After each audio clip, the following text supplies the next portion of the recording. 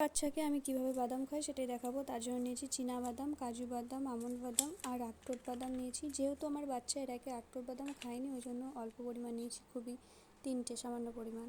আর কুমড়ো বীজ, এগুলোকে এবার আমি ভালোভাবে ধুয়ে পরিষ্কার করে নেব।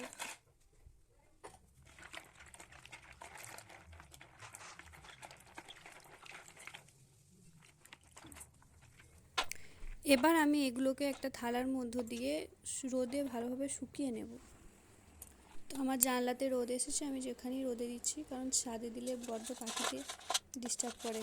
তো এরপর এগুলোকে আমি ভেজে নেব, ড্রাই রোস্ট করে নেব। আমার বাদামগুলো কিন্তু ভালোভাবেই শুকিয়েছে, সেটা তোমরা আওয়াজ শুনেই বুঝতে পারছো।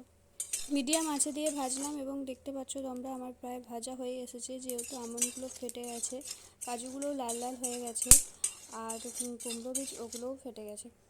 তো একটা চটপট আওয়াজ হচ্ছে। তো আমার হয়ে গেছে ভালোভাবেই ভাজা। তো এবার আমি ওগুলোকে মিক্সিতে পেস্ট করে নিয়েছি। আর পেস্ট করার পর আমার বাদাম গুঁড়োগুলো ঠিক এরকম হয়েছে। তো এরকম হওয়ার জন্য আমি ছোটো ছোটো বল আকারে করে নিয়েছি এবং এগুলোকে আমি কাঁচের ডিব্বাতে রেখে দেবো। আমার বাচ্চাকে শুধু দিই না, খাবারের সাথে মিশিয়ে দিই। তোমরা চাইলে শুধু দিতে পারো, সেক্ষেত্রে তোমরা 2-4টে খেজুর অ্যাড করতে পারো, যাতে মিষ্টি হবে এবং বাচ্চারা খুব ভালোভাবে খাবে।